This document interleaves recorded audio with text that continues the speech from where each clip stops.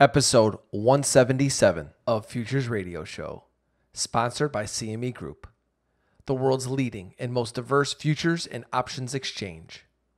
CME Group's markets help individuals and businesses around the world effectively manage risk.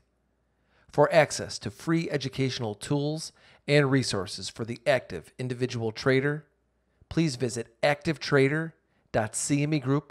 Every day, traders and investors dive in to tackle the ever-changing markets to find opportunity. Futures Radio Show is your number one source for answers to the questions that all market participants want to ask. Veteran futures trader Anthony Crudele sits down with the most influential leaders and top traders in the industry. Now, here's your host, Anthony Crudele. Hey everyone, before we get started today, I want to thank our sponsors. CME Group, Trading Technologies, RJO Futures, and Top Step Trader. Now today I spoke with Bobby Cho, Global Head of Crypto Trading at DRW-Cumberland. Bobby and I had an enjoyable conversation on his vision to get into the crypto space early, and he shares with us his first purchase using Bitcoin. I asked Bobby how active Cumberland is trading cryptos, and how much institutional interest he sees in crypto assets. Bobby tells us the significance of the launch of Bitcoin futures, and if Bitcoin will remain the most popular cryptocurrency.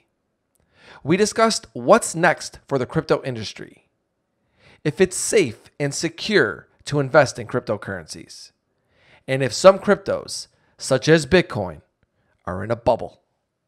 As usual, thank you all for listening, and please enjoy this episode. Bobby, welcome to the show. Thanks for having me. Great to have you on the show today, Bobby. Now, I've been trading cryptos for a little over 6 months.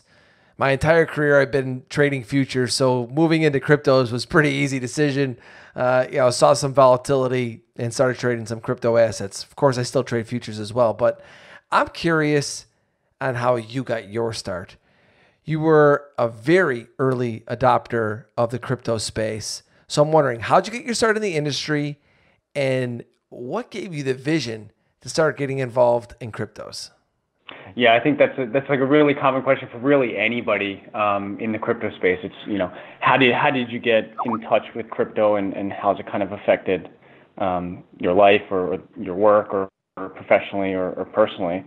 But for me, so I started off in research during the financial crisis when I graduated college, and we were always researching interesting secondary markets that had never been developed before.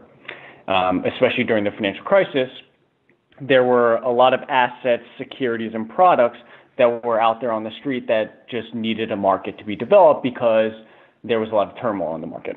But kind of fast forward, so I started off in research, then I went on to the trading side of things, always trading illiquid fixed income or different types of securities that needed kind of high touch because there just wasn't a lot of valuation around it, and always an opaque market. So fast forward to, let's call it 2013, 2014, Bitcoin comes across our desk at a broker-dealer called Second Market, and we were basically tasked with this idea of figuring out the market. Is there an opportunity? Where does it trade? Who's trading it? And again, this is 2013, 2014, whereas today there's a lot more information that's out there in the market and in the public eye to be consumed. But back then, there wasn't a lot of stuff. There was a lot of information personally on blogs and forums, but there was no de facto news source or education source that you could go to really understand it. So it really started out there. But my real interest didn't come about until actually using Bitcoin in 2014. And that was to basically buy something. And so that is really in the utility of Bitcoin is where I actually understood kind of the power behind it and really the technology behind it. Two things. Number one, it's amazing on every backstory that I hear on this show how important it is the timing of when someone starts in their career.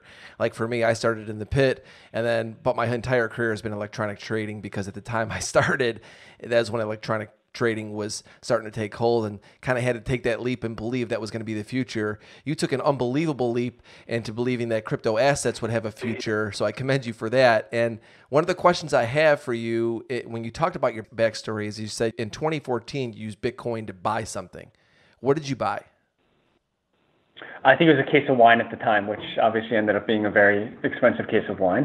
But at the same time, it was a huge learning curve for me because the way that I was trading before or valuing things was looking at prospectuses and different types of structures. And Bitcoin, there is no prospectus, right? You have the white paper. And so we would tear through that thing multiple times throughout the day, throughout the month, just trying to understand it. And for me, it was just really the application.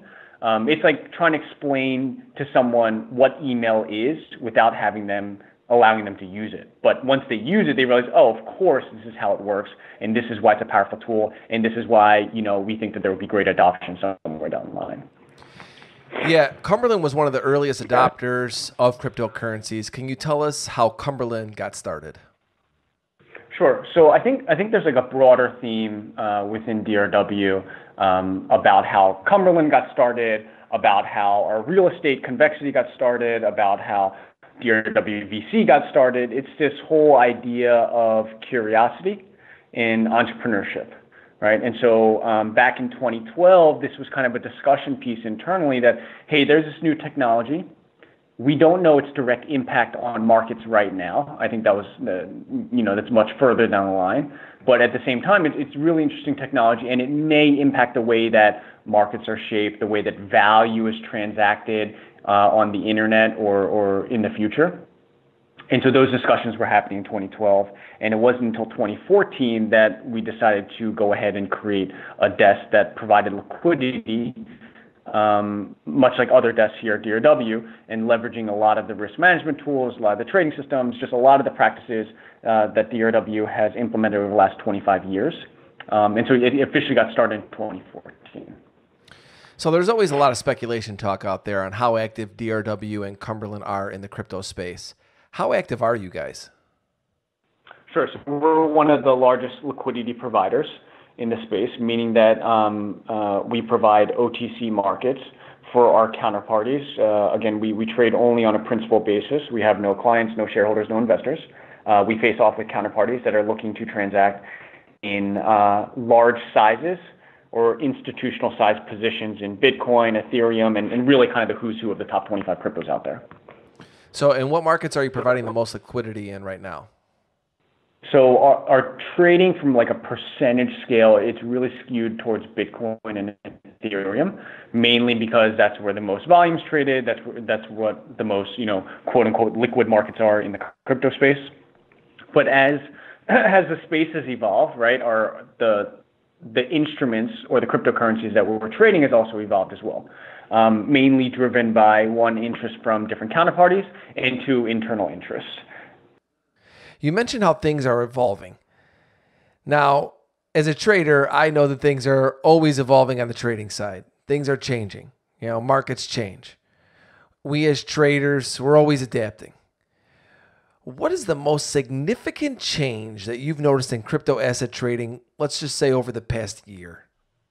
Yeah, for sure. I think you can actually go a little bit further than a year, right? But let's just say, really over the last year, what have people come to the realization of, and then how has the market adapted from that? Well, today, as opposed to, let's call it this time last year, there are now 1,500 cryptocurrencies that are in the market that are being, quote unquote, actively trading in. And so the product set or the offering to the market has expanded tremendously. Part of that, I think part of that is obviously a number of folks have entered into the market that have seen what Bitcoin and Ethereum have done over the past few years. And for whatever reason, maybe it's shortcomings of those technologies or just a different path that people want to create. Well, now there's more and more products and cryptocurrencies out there for the different interest levels of the market participants that are involved in the ecosystem. So that's one big thing. I think institutional capital continues to kind of be funneled into the space, and you're seeing that through kind of the revolution of hedge funds turning into crypto funds, and more folks from the institutional side of things coming into the crypto markets. And it really is kind of how Cumberland was shaped and positioned in 2014, where DRW has a solid and sound foundation in financial markets. Cumberland sits in between kind of the financial markets and kind of this, at that time, new breed of cryptocurrencies, but really it was just Bitcoin. And so we kind of positioned the company because we had one foot in the financial markets and then another foot in the crypto markets.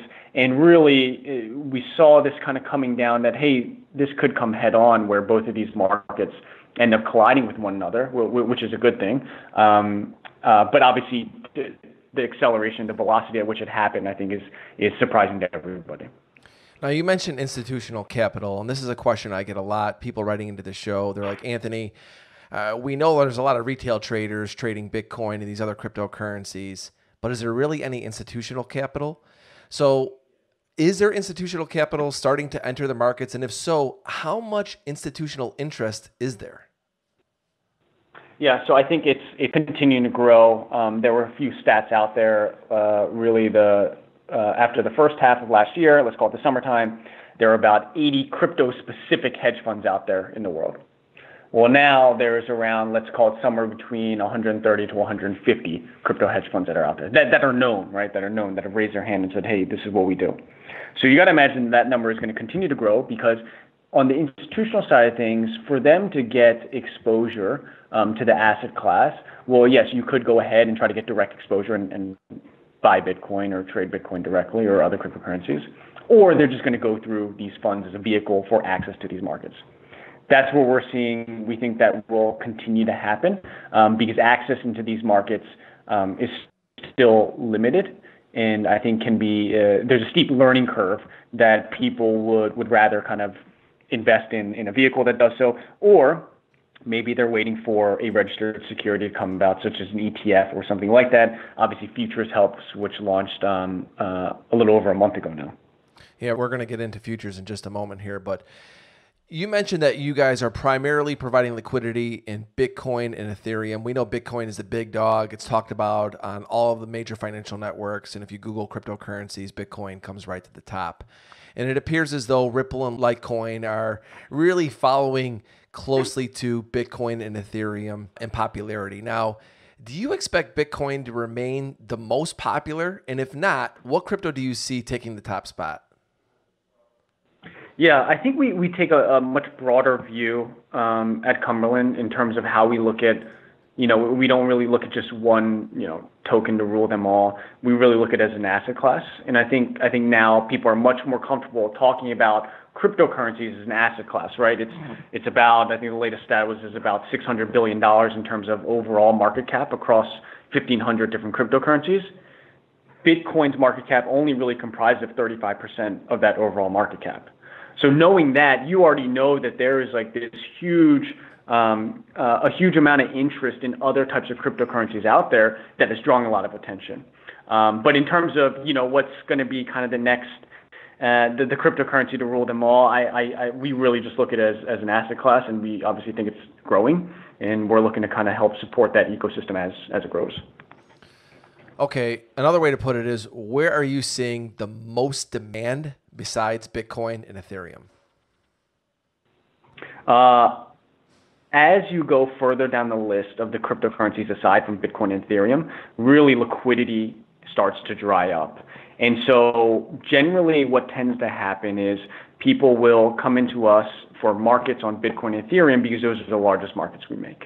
Mainly because once you get off that path and you start exploring other cryptocurrencies, highly liquid, it's really hard to move let's call it anything more than $1 million into those markets.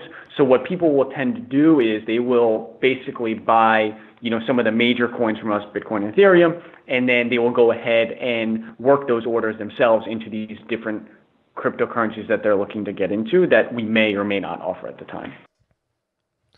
Okay, I want to talk about the process a little bit on how these transactions are getting done. Are they calling you, messaging you, and then are you guys reporting them? Are they confidential, just between you and the client? Take us through the process on how you guys are working with the client and then do one of these transactions. Sure.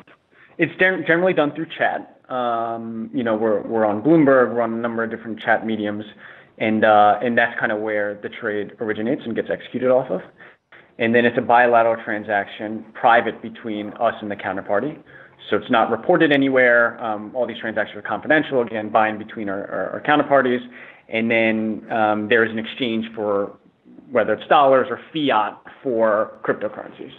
And how dare I say phone, Bobby, in this day and age, it seems like every time I call somebody, they don't answer, but I could text them right after I call them and they respond immediately. So I should have known everything's done through chat. And it doesn't seem like anybody wants to talk on the phone anymore. Now, we mentioned futures traders so far already in this conversation. And as a futures trader my entire career who's now been dabbling in the crypto trading over the past year, I personally was very excited to see the launch of Bitcoin futures simply because I can short them now. I don't know how good of an idea it is. I haven't done it yet, but at least I know I can do it.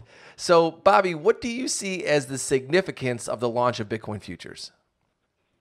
Sure. I think it's still a little bit too early, right? We haven't even gone through an expiration cycle yet, so we'll kind of see how that looks. But I think it provides, as you mentioned, right, people who want to go short it, or people who just want kind of exposure to the price, right, without actually holding the underlying, because all of the current offerings out there are cash settle futures. And so I think it provides to a certain subset of the market that wants to get involved, exposure to the asset class. But I think broader to that, I think what excites people is this idea that, hey, if there becomes this liquid futures market, well, maybe somewhere down the line, you will have a registered security in the form of an ETF or something like that, which obviously people are actively pursuing right now with the number of filings that are out there. Yeah, exactly. It opens the doors to more ways to invest into these crypto assets. And speaking of more crypto assets, let's talk about more crypto futures. Do you see the possibility of more crypto futures coming soon? And if so, who are the most likely candidates? Yeah, I think naturally people are going to gravitate towards some sort of Ethereum futures contract.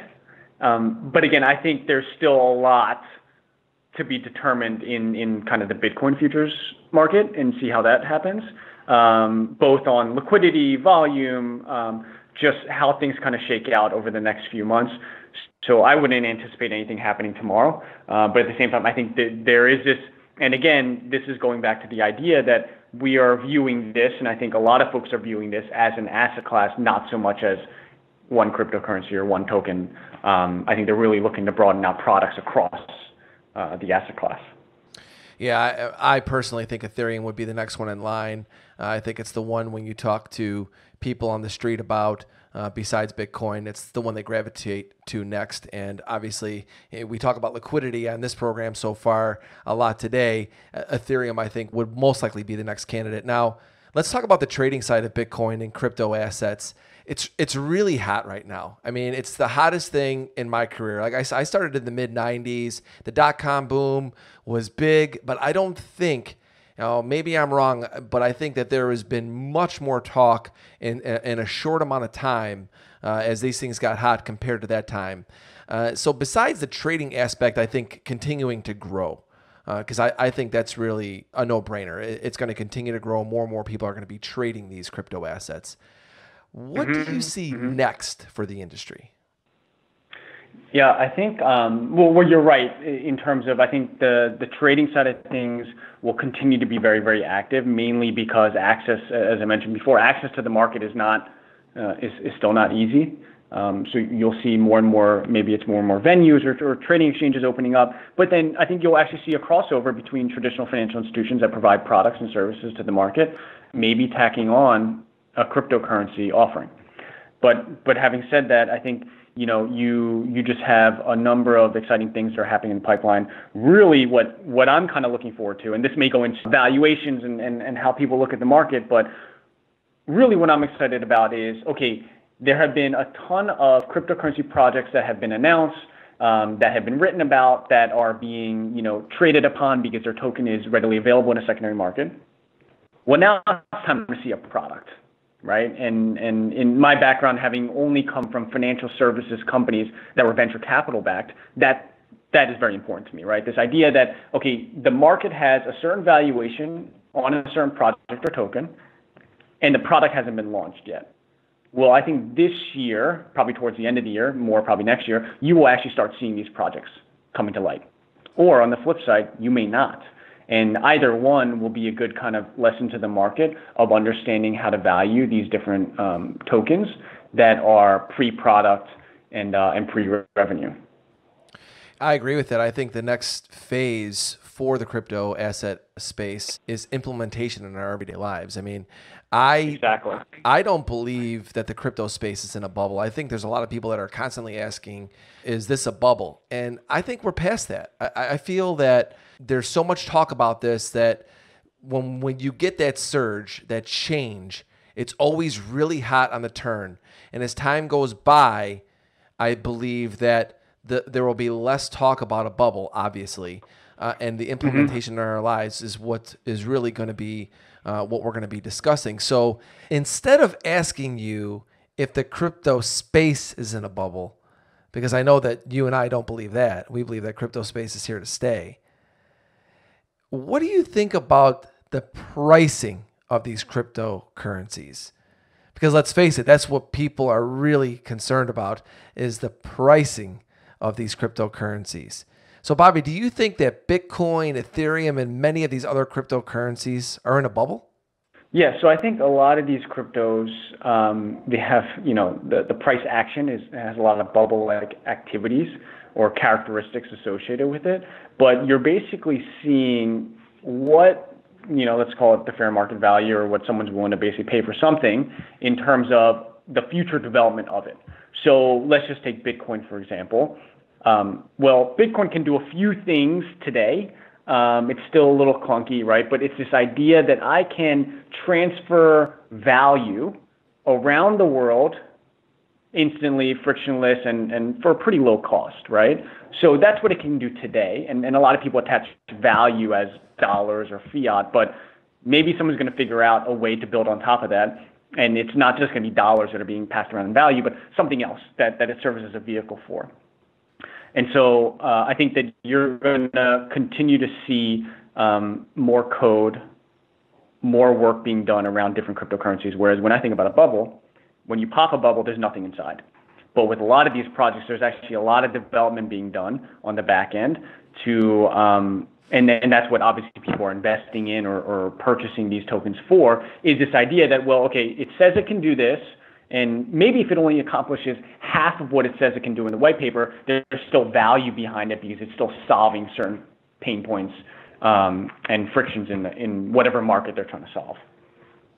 Yeah. Now, final question before we get into rapid fire today, Bobby, is everyone's always asking me if these crypto assets are safe and secure to trade and invest in. Mm-hmm. Do you think that they are safe and secure? And also, when do you think cryptocurrencies will become mainstream? Yeah, so in terms of safe and secure, I think there's two different streams that you can discuss here, right? I think one is the technology safe and secure versus are third-party software providers, infrastructure providers, constituents in this space, are they safe and secure? So those are like two very different discussions. Obviously, there's inherent risk when dealing with a third party in anything that anybody does.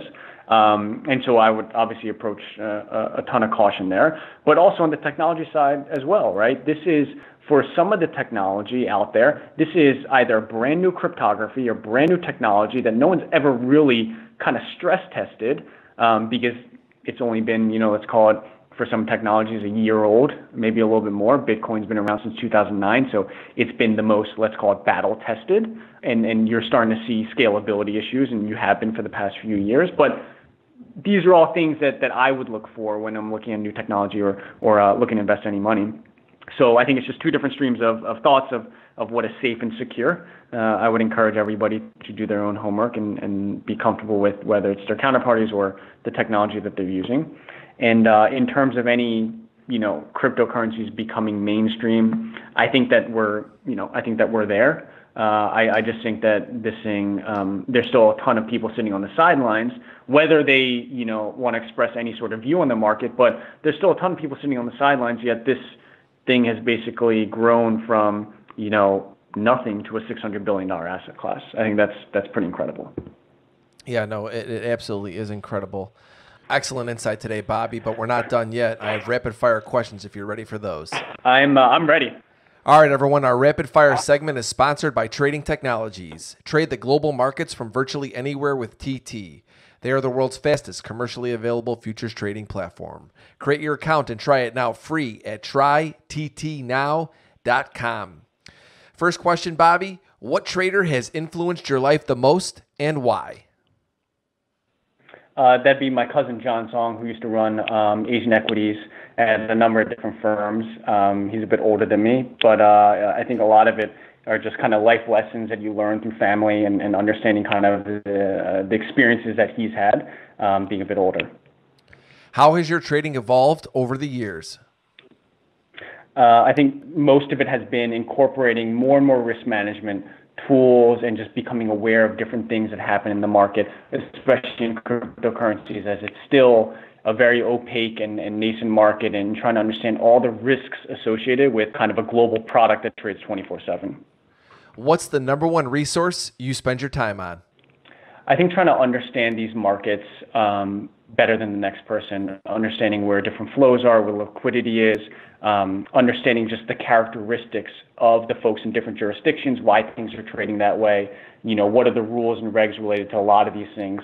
And I think that gets displayed immediately into the different fragments that you see in the markets. What's your favorite book about trading or the markets? So it's not going to be about trading, but it is about experiencing, scaling companies, about just how you grow as a person and as a firm. That would be Ben Horowitz's book, The Hard Thing About Hard Things. It's just about this idea that, everything's always efficient, especially markets, right? You mentioned before. But this idea of how do you adapt to those things, or how do you not adapt to those things? And just trying to understand just how you can kind of grow within an industry or within a company. What's your favorite movie or TV show about trading or the markets? I don't have much time to watch movies or a TV show.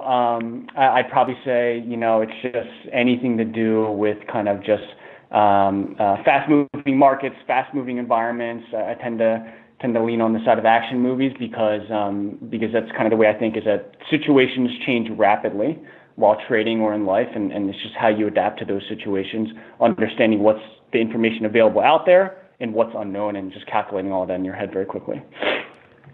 What's the best piece of advice that you've received about trading or the markets?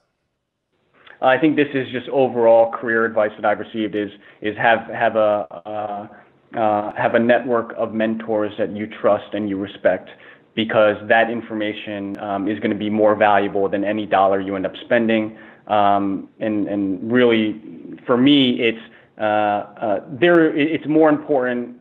Feedback is more important to me than any other kind of data, because then you can leverage that feedback, because that's what either the market's telling you or your mentors are telling you, and that can almost be more valuable than any other piece of information. Now, if you could give a piece of advice to the new people interested in getting involved in trading crypto assets, what would it be? Just understand, the nature of the market. There's a ton of information out there online. Leverage some of the people that you may respect in the industry and get their feedback, and always kind of understand just the different risks that are involved with whether it's trading, whether it's holding Bitcoin or other cryptocurrencies. I think a lot of that gets kind of passed over with kind of the excitement and price and just kind of what's happening in the market. But again, there are a ton of risks in the market. It's just understanding what you want to do in these markets and exactly how that's going to impact your risk. Last question for today, Bobby. If you weren't involved with the markets and crypto assets, you'd be doing what? I'd be a teacher. Bobby, I really appreciate you coming on Futures Radio Show today. Where can people find you on social media, and give us a website to check out? Sure. So the Cumberland website is www.cumberlandmining.com. You can, if you'd like to trade with us, you can go directly there. And then in terms of social media, my Twitter is Robert J. Cho. All right, everybody, I highly recommend following Bobby on Twitter and checking out Cumberland's website. Bobby, thank you again so much for coming on Futures Radio Show. As this crypto asset space continues to grow, I look forward to having more conversations with you in the future. Sounds good. I look forward to another round of this. Thank you for listening to Futures Radio Show. If you have any questions or comments for myself or my guests, please visit futuresradioshow.com and sign up to be a premium member for free. If you enjoyed the show, don't forget to leave us a review on iTunes.